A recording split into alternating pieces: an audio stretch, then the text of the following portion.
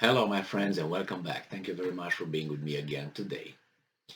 Maybe some of my fellow Americans remember how the mass media and a lot of politicians attacked former President, I was about to say Vladimir Putin, oh my, Donald Trump, about his connections with Russia and being the Russian asset and being, you know, under the payroll and the payroll of Russia and all this and all that.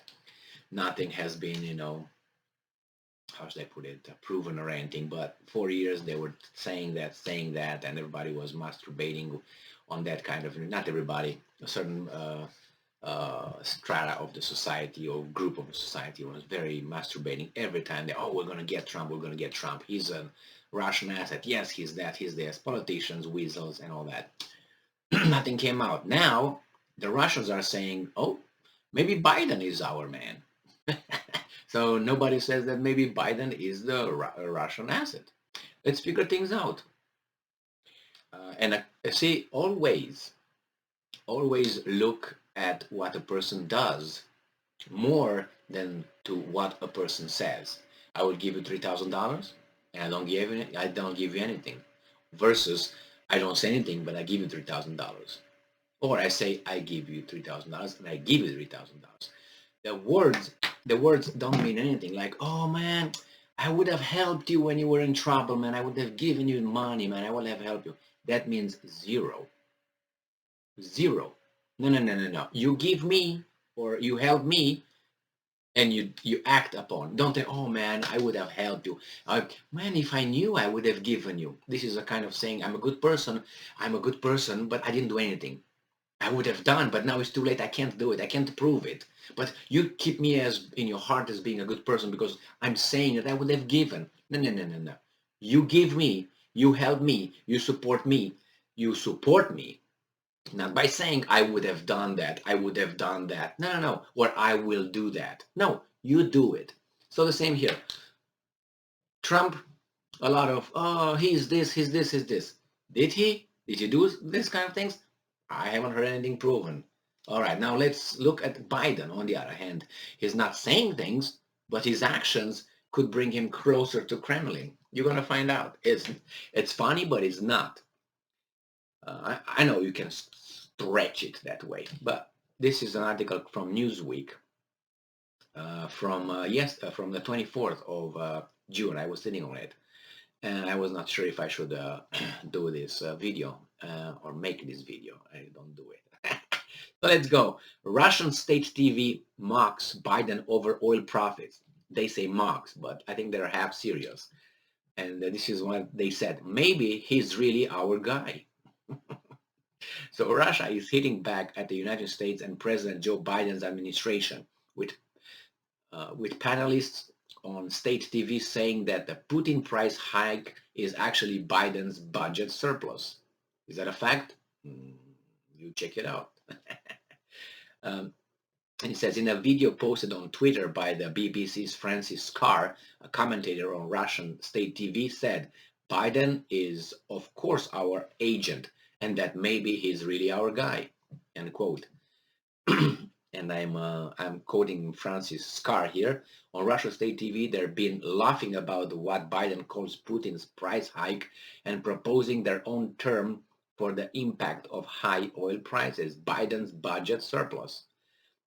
They're not, of course, mentioning that the finance ministry recently forecasted a deficit for 22-25. Well, they're being wrong many times, Mr. Francis Carr, if you talk about the finance ministry and all that. And I'm quoting, because in principle, what Biden's done didn't even occur to any American president before him, the commentator said. And I'm quoting again, that's to say that sanctions imposed by Biden have led to our budget receiving record revenues.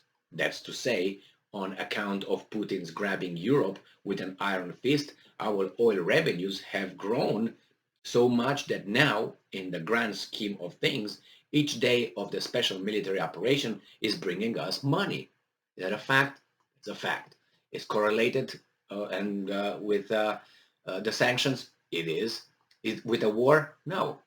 because actually the war, if it would have been only between Ukraine and I was about Soviet Union, Russia, then the sanctions would not have been imposed.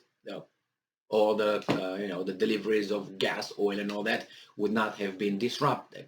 But inflation would have been up anyway because of the printing of money like crazy in the United States, and not only, you know, they're not going into that here. So nevertheless, yeah, they make money out of the sanctions. Who was the country? What was the country who was, let's impose sanctions? United States was the main one. Great Britain was the second violin on that one, even though Zelensky, I think that is a British boy, is a Britain's boy, not United States' boy. But nevertheless, let's see what else these guys say.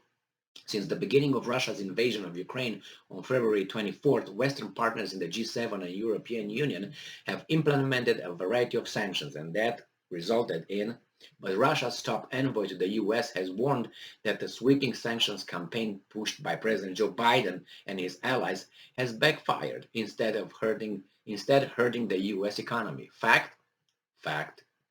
And I'm quoting, the thoughtless imposition of restrictions only aggravates the situation in the US economy. Thus, it turns out that the anti-Russian fever, Washington is ready to shoot itself in the leg and dance simultaneously.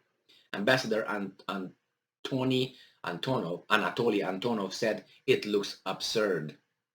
Meanwhile, Russia has reportedly seen mammoth oil-based revenues as gasoline prices in United States, while recently showing some slight decreases, continue to hover at about $5 per gallon nationally, and inflation remains at a 40-year high.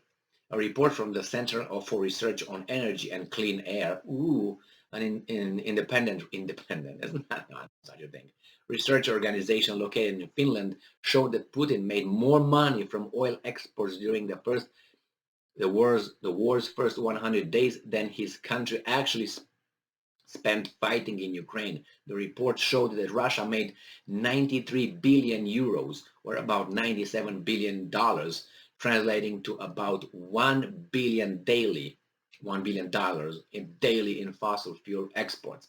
Biden's administration has continually blamed Putin and Russia for the economic turmoil in the U.S., though earlier this week, Federal Reserve Federal Reserve Chairman Jerome Powell, when questioned by a Republican lawmaker during the Senate hearing, said that U.S. inflation was high prior to Russia's invasion of Ukraine. These are well-known facts. The thing is, the politicians think that you don't pay attention, like you have a deer like attention span, 5 minutes, and that's it. After 5 minutes, you go back to the red ball moving around, or you have a below 86 IQ and you can focus.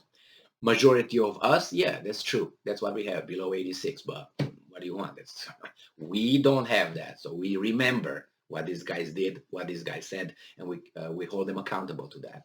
While the U.S. has banned all imports of Russian oil and gas, Russian state TV commentators have stated that the sanctions could be lifted on wheat in a move to prevent global famine. Yeah, so Russia's revenues are high.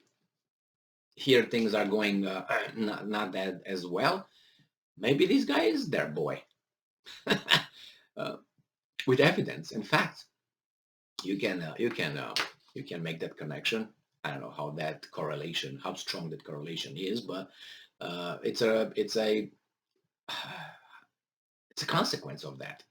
It's definitely a consequence of the sanctions imposed, self-imposed. Thank you very much for being with me again today. Stay strong, stay smart, look for the truth, and be just.